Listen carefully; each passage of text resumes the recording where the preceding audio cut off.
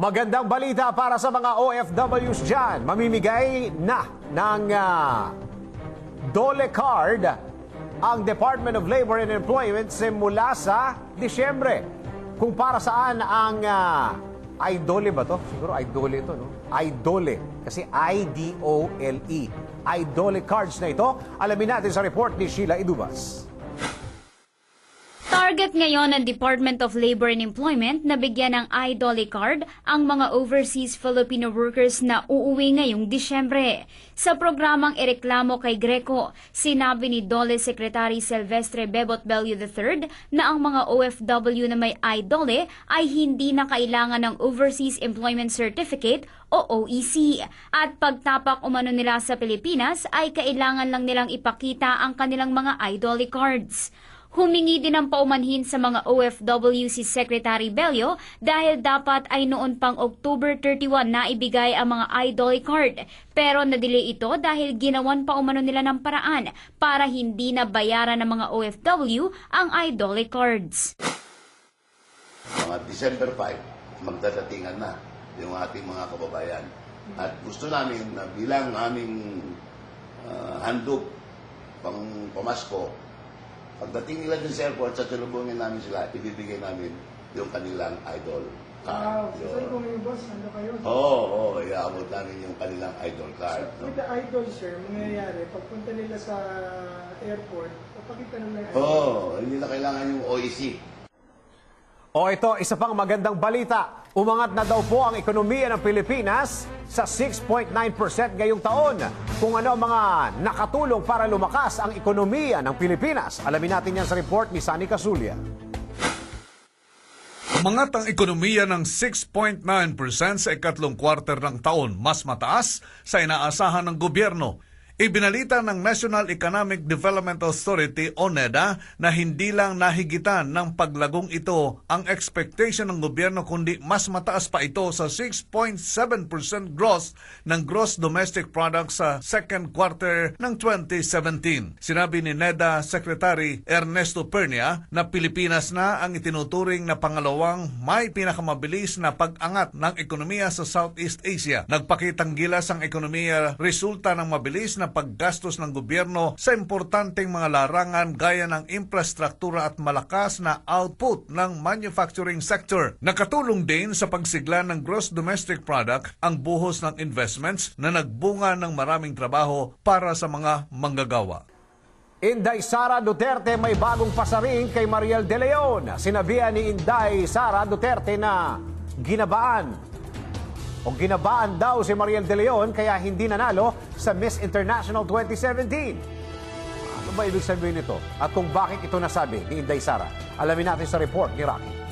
Nagbigay ng pahayag ang anak ni Pangulong Rodrigo Duterte na si Inday Sara Duterte kaugnay sa pagkatalo ni Mariel De Leon sa Miss International 2017 kung saan hindi malang ito nakapasok sa top 15 na nasabing beauty pageant na ginanap sa Tokyo, Japan. Sa kanyang Facebook account, sinabi ni Inday Sara na may karanasan din siya kay Mariel ngunit pagod na umano siya para magkwento pa. Naniniwala rin umano siya na hindi lamang physical na ganda ang tiningnan ng mga judge, kundi ang puso ng isang kandidata tulad na nangyari kay Miss Venezuela noong Miss Universe 2016 na ginanap sa bansa. Kung matatandaan, matunog na matunog ang pangalan ni Miss Venezuela Marian Gabash na posibleng maging successor ni Pia Wurtzbach noong ginanap sa bansa ang nasabing beauty pageant, ngunit dahil sa umano'y pagmamalditan nito sa kanyang mga kapwa kandidata, kung kaya't hindi malang ito nakapasok sa top 13, kung saan ganun din umano ang nangyari kay Mariel. Sinabi pa ni Inday Sara na iyon umano ang Schadenfreude na moment para sa kanya na ang ibig sabihin sa Merriam-Webster Dictionary ay pleasure derived by someone from another person's misfortune. Sa bandang uli ay sinabi nito na kung itatranslate sa Bisaya ang ibig sabihin ng Schadenfreude, ang ibig sabihin nito ay ang gaba di gyud magsaba at sinamahan ito ng lumang picture ni Mariel ang kanyang naturang post. Kauson or will Mo Kauson run for the Senate in 2019? Well, if she does, Communications Secretary Martin Andanar says she has what it takes to win. Our VJ Bakungan has more. A no-brainer. That's how Communications Secretary Martin Andanar describes Communications Assistant Secretary MOCHA Uson's chances of getting a Senate seat in 2019. On Friday, House Speaker Pantaleon Alvarez endorsed Uson as one of the senatorial candidates of the ruling PDP Laban Party. Sila gusto na ko tabangan. Tabangan natin ang tanan, ha? Boss, Ayaw na ko sa inyo. Kung nahimo sa Cebu, ngayon usa ka higayon, nag-deliver ka o 12-0 para sa atong presidente. Ayaw ko kamo ang mga iso. Andanar congratulated Uson, calling her a very popular person who can really draw a crowd. Uson is a staunch supporter of President Rodrigo Duterte and runs a Facebook blog with over 5 million followers. She has been criticized for her strong statements against the president's critics and has been accused of sharing fake news. Before entering government, Uson was a dancer for the group MOCHA Girls. She says it's too early to make plans and only President Duterte can make her run for senator. Ako po ay nandito lang po para maglingkod sa ating Pangulo at syempre para po yun na maipatupad ni Pangulong Duterte yung pinangako niya mga pagbabago sa ating mga kababayan. VJ Bakungan, CNN Philippines. Netizens are reacting to Andanar's comment that MOCHA Uson Senate win is a no-brainer. Jenna Polinar says this means all no-brainers would be the ones voting for Uson if she decides to seek a Senate seat. Rad Macapagal says he's a supporter of President Duterte and Andanar's programs, but he says, quote, hindi dapat tayo overconfident. Others like Jeffrey Llarena says voters might as well vote for Uson instead of a mutineer, drug protector, or Liberal Party members.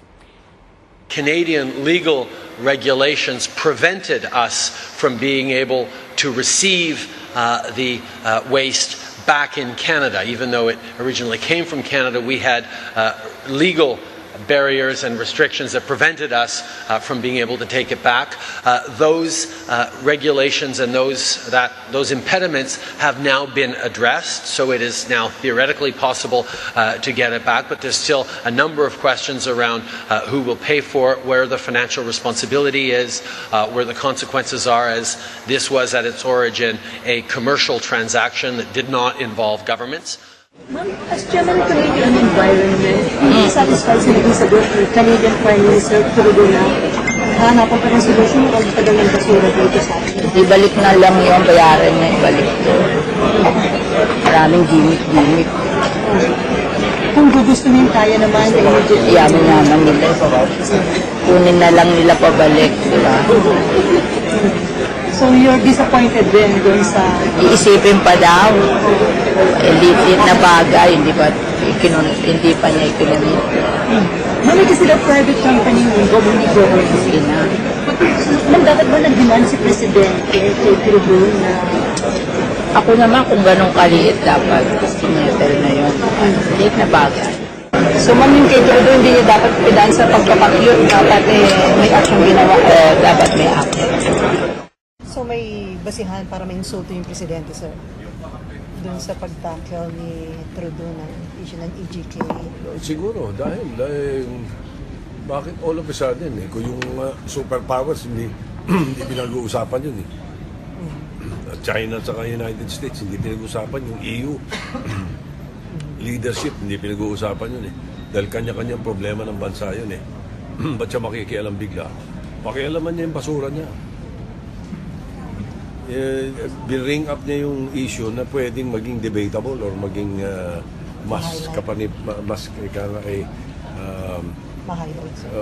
mapapag-usapan kaysa doon sa problema nila. Yun ang suspecha ko. Maaaring mali ako, pero ganun ang opinion ko, tingin ko, camouflage yan. Pero hindi naman niya kailangan mag-apologize sa Presidente for interfering sa Hindi naman. As I said, ano lang yun, strategy lang yun para mapag-usapan yung sa kasalanan nila. The House Justice Committee is going to determine if the impeachment complaint against Chief Justice Maria Lourdes Sereno has probable cause. The person behind it all is challenging her to attend the upcoming hearing on Wednesday. Rex Remitio reports. Chief Justice Maria Lourdes SERENO is facing an impeachment complaint for allegedly living a luxurious lifestyle and misdeclaring income in her statements of assets, liabilities, and net worth or SALN. The House Justice Committee earlier declared the complaint sufficient in form, substance, and grounds. Now, it's set to determine if it has probable cause in a hearing on Wednesday.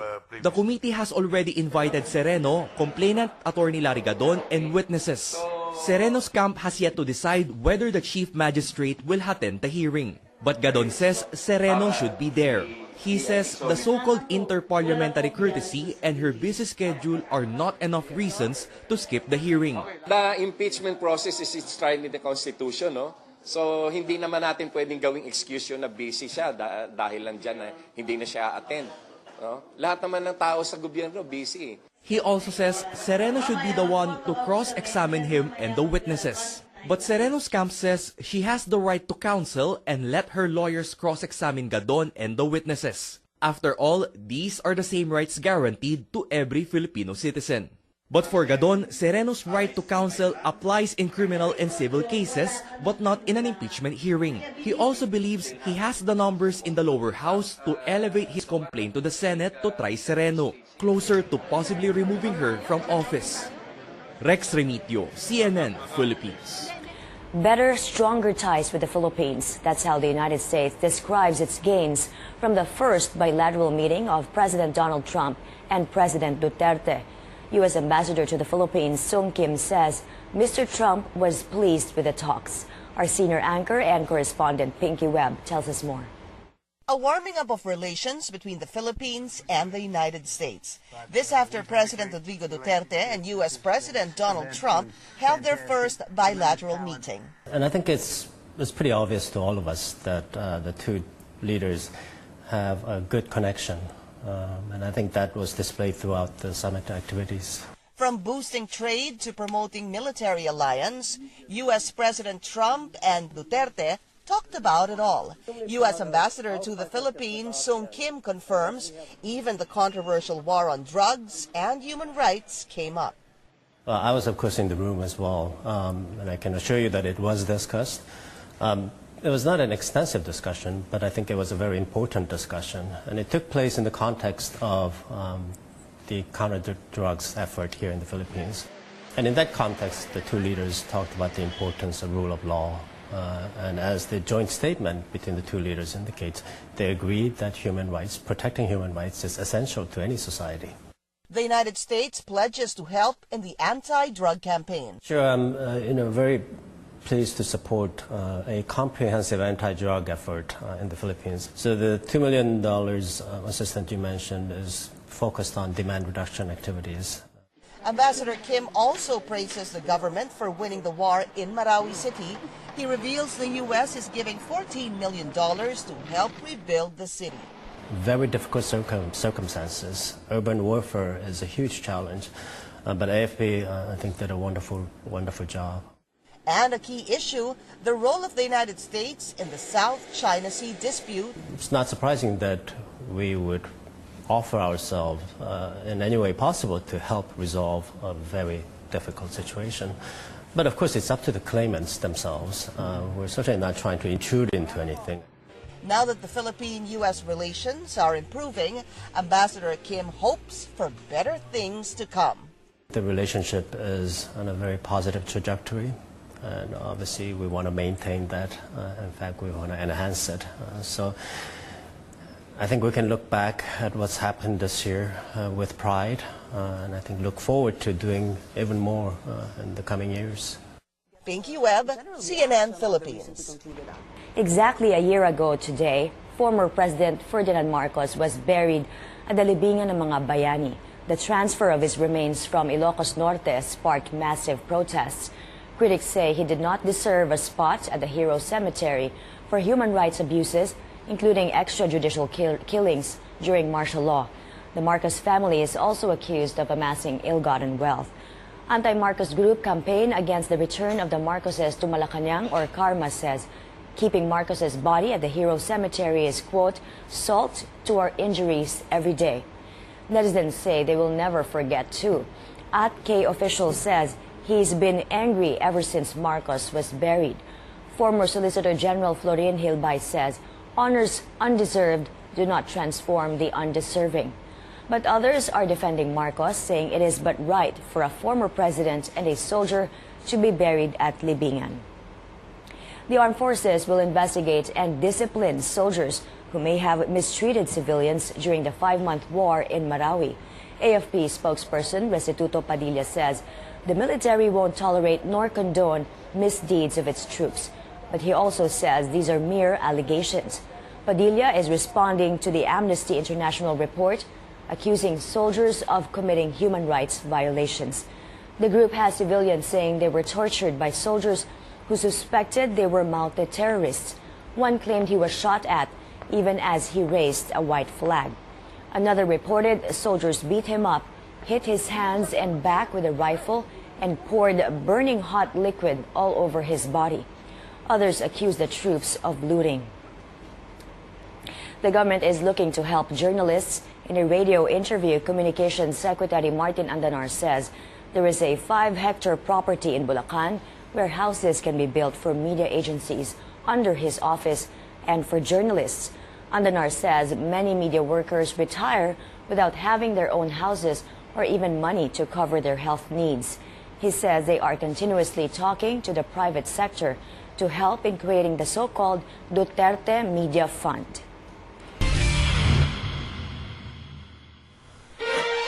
Posibleng may bago nang mag-supply ng krudo sa Pilipinas. Kung saan ang manggagaling ang bagong oil company na ito, alamin natin sa Good News Report ni Sunny Casulia. Interesado ang Iran na mag-supply ng langis sa Pilipinas. Ito ang ipinahayag ni Pedrito Ali Mousavi Mortasi, Pangulo ng Iran Chamber of Commerce. Sinabi ni Mortasi na maaaring manggaling ang krudo sa kanilang bansa at dito na lamang sa Pilipinas i-refined. Sa ngayon, bumibili ang Pilipinas ng langis at iba pang petrochemical products mula sa Singapore. Ayon pa kay Mortasi, handa na ang kanilang gobyerno na magluwas ng krudo sa Pilipinas sa mas mababang halaga kumpara sa presyo ng Singapore. Bukod sa langis, interesado rin ang Tehran na mag-supply ng pataba, uling, semento at agricultural products.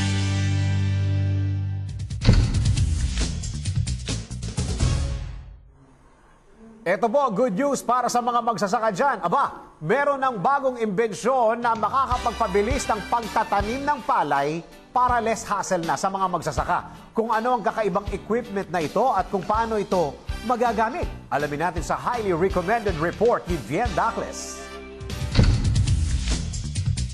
Hindi biro ang pagtatanim ng palay.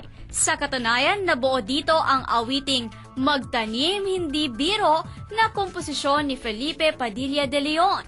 Dahil dito na-imbento ng Japan ang isang machine na magpapagaan sa hirap na dinaranas ng mga farmer.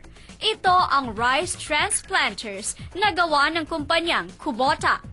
Tinutulungan ng nasabing machine ang pagtatanim, ang itinuturing na pinaka-nakapapagod na trabaho sa rice farming, dahilan upang mabawasan ang labor. Isa pa sa maituturing na magandang feature ng nasabing machine ay isa itong low-maintenance, high-quality at high-productivity machine. Umaabot din sa 1.62 meters per second ang bilis ng pagtatanim nito. Kapag magtatanim, kailangan lamang ilagay ang mga binhi ng palay ng patayo sa likurang bahagi ng nasabing machine at kapag nagsimula ng umandar ang machine, ay kusa na nitong itatanim ang mga binhi ng palay sa malambot na lupa. Makikita ring pantay-pantay ang pagkakalagay ng mga binhi ng palay na mistulang itinatanim talaga sa pamamagitan ng kamay. Sa ngayon ay available na rin sa Pilipinas ang nasabing machine na maituturing na hulog ng langit para sa mga magsasakang Pinoy. O eto po, sa mga nagda-diet pero hindi pa rin hanggang ngayon pumapayat. Napag-alaman sa mga dalubhasa na para mas maging effective ang pagpapapayat ay sabayan daw ito o dapat sabayan ng jogging. At hindi lang yan, marami pa itong health benefits sa kalusugan, yung pagja-jogging. Kung ano-ano ang mga benepisyo makukuha dito at kung gaano ito ka-effective, alamin natin sa Experts Opinion Report na ito. babala sa mga gustong magpapayat at nagbabawas ng pagkain, pumayat lang. Ayon sa mga eksperto, mas makabubuti na sabayan ng pagja-jogging ang pagpapapayat dahil mas effective ito at may mabuti pang dulot sa kalusugan. Napag-alaman na madaling mag-diet sa loob lamang ng 1 linggo. Pero sa panahong nag-a-adjust ang iyong metabolism, ay hindi rin nakakapag-burn ng maraming calories at kung mamalas-malasin, imbes na pumayat, ay lalo umanong magiging ganado sa pagkain. Pero base sa pag-aaral, ang pagpapapayat sa pamamagitan ng pag-jogging ay mabuting paraan para mabawasan ang inyong timbang. At may bonus pang benepisyo na makakatulong para makaiwas sa pagkakaroon ng hypertension, high cholesterol at type 2 diabetes. Ayon sa mga eksperto, nadiskubre ng mga overweight people na ang pagbawas ng 1 pound sa timbang ay nakakatulong rin sa pagpapatibay ng joints sa tuhod. Payo ng eksperto, ugaliin ang pagja-jogging kahit hindi nakakapayat dahil marami itong magandang maidudulot sa kalusugan.